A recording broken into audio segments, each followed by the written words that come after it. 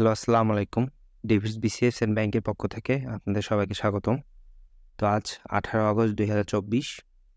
তো আমাদের ইচ্ছে থাকবে প্রতিদিনের ব্যাংক এবং বিসিএস এর যে নিউজ পেপার থেকে কাঙ্ক্ষিত কিছু জিকে আপনাদের সামনে শর্টভাবে উপস্থাপন করার, যাতে আপনারা উপকৃত হন। তো আজকে প্রথমেই শুরু করছি। ভেনেজুয়েলায় বিক্ষোভ। গত 28 জুলাই ভেনেজুয়েলায় প্রেসিডেন্ট নির্বাচনে ভোট অনুষ্ঠিত হয়। 52% ভোট পেয়েছেন জানিয়ে প্রেসিডেন্ট নিকোলো মাদুরোকে বিজয়ী ঘোষণা করে দেশটির নির্বাচন কমিশন। টানা তৃতীয় মেয়াদে আরও 6 বছরের জন্য প্রেসিডেন্ট হন তিনি। বিতর্কিত নির্বাচনের পর নিজেদের সমর্থিত প্রেসিডেন্ট প্রার্থীর জয় দাবি করে এখনও বিক্ষোভ করে চলেছে ভেনেজুয়েলার বিরোধী জোট। গতকাল শনিবার দেশ জুড়ে বিভিন্ন নগরীতে বিরোধী জোটের নেতাকর্মী ও সমর্থকেরা সড়কে নেমে বিক্ষোভ করে। কারাকাস ছাড়াও ভ্যালেন্সিয়া, সান ক্রিস্টোবাল ও বারকুইসিমোতো শহরে শত শত বিক্ষোভকারী জাতীয় পতাকা হাতে বিক্ষোভ করেছেন। গত 29 জুলাই থেকে এখন পর্যন্ত অন্তত 2400 বিক্ষোভকারীকে গ্রেপ্তার করা হয়েছে। নিহত হয়েছেন অন্তত 23 জন।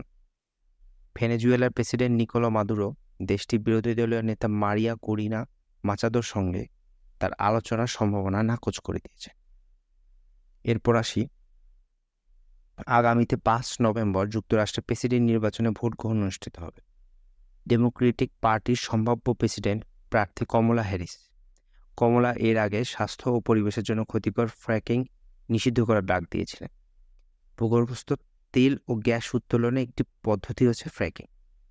পেনসিলভেনিয়ায় ফ্র্যাকিং একটি গুরুত্বপূর্ণ শিল্প। প্রেসিডেন্ট হতে হলে অন্তত 270 ইলেকট্রাল ভোট পেতে হবে।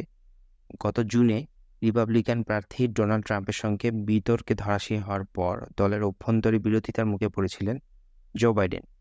দলের নেতাকর্মীদের চাপের মুখে 81 বছর বয়সী এই নেতা প্রার্থিতা প্রত্যাহারে বাধ্য হন। রিপাবলিকান দলের প্রেসিডেন্ট প্রার্থী ট্রাম্প হলেন ফৌজদারি অপরাধে অভিযুক্ত হওয়া প্রথম কোনো সাবেক মার্কিন প্রেসিডেন্ট। গত 6 আগস্ট মিনেসোটা অঙ্গরাজ্যের 60 বছর বয়সী গভর্নর টিম ওয়ালজকে রানিং মেট তথা নিজের ভাইস প্রেসিডেন্ট ঘোষণা করেন কমলা। 22 আগস্ট আনুষ্ঠানিকভাবে দলীয় মনোনয়ন গ্রহণ করবেন কমলা হ্যারিস।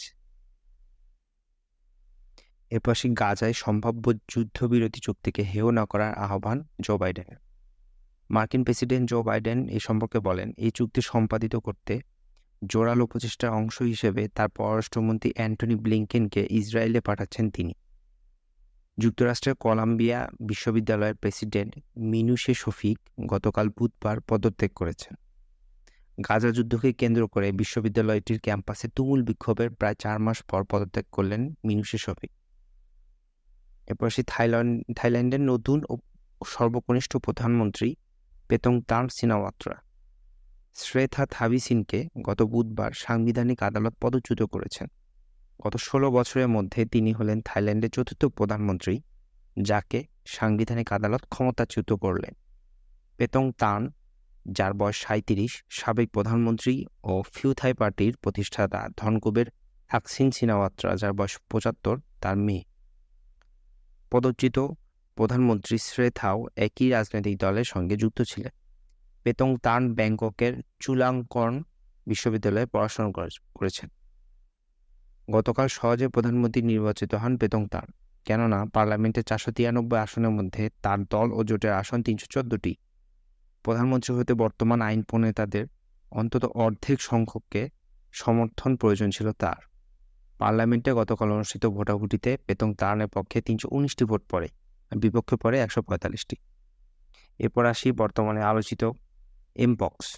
আফ্রিকার দেশ গণতান্ত্রিক প্রজাতন্ত্র কঙ্গোয় প্রথম শনাক্ত হওয়ার পর থেকে এমপক্স এই মহাদেশের মধ্য ও পূর্বাঞ্চলীয় কয়েকটি দেশে ছড়িয়ে পড়েছে।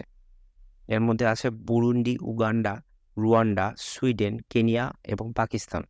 পাকিস্তানের স্বাস্থ্য মন্ত্রণালয় গত বৃহস্পতিবার দেশটিতে প্রথম এমপক্স শনাক্ত হওয়ার খবর জানায়। পরদিন শুক্রবার আরও 2 ব্যক্তির শরীরে ভাইরাসটি শনাক্ত হয়। 3 জনে মধ্যপ্রাচ্য থেকে সম্প্রতি পাকিস্তান ফিরেছেন।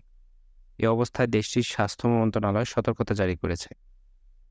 আফ্রিকায় সংক্রমিত এলাকাগুলোয় ভ্রমণকারীদের এমপক্স প্রতিরোধে টিকা নেওয়ার সুপারিশ করেছে European centre for disease prevention and control, ECDC. এর পাশে 1 দশক পর জম্মু কাশ্মীরে নির্বাচনের ঘোষণা। শুক্রবার 16 আগস্ট বিকেল 3টায় ভারতের নির্বাচন কমিশন 3 ধাপে এই নির্বাচন হবে বলে ঘোষণা করেছে। খবরে নির্বাচন কমিশন জানিয়েছে জম্মু ও কাশ্মীরে 18-25 সেপ্টেম্বর এবং 1 অক্টোবর ভোট গ্রহণ অনুষ্ঠিত হবে। ফলাফল ঘোষণা করা হবে 4 অক্টোবর। সোর্স ছিল আমার বিভিন্ন নিউজ পেপার। সবাইকে ধৈর্য ধরে শোনার জন্য ধন্যবাদ। আসসালামু আলাইকুম।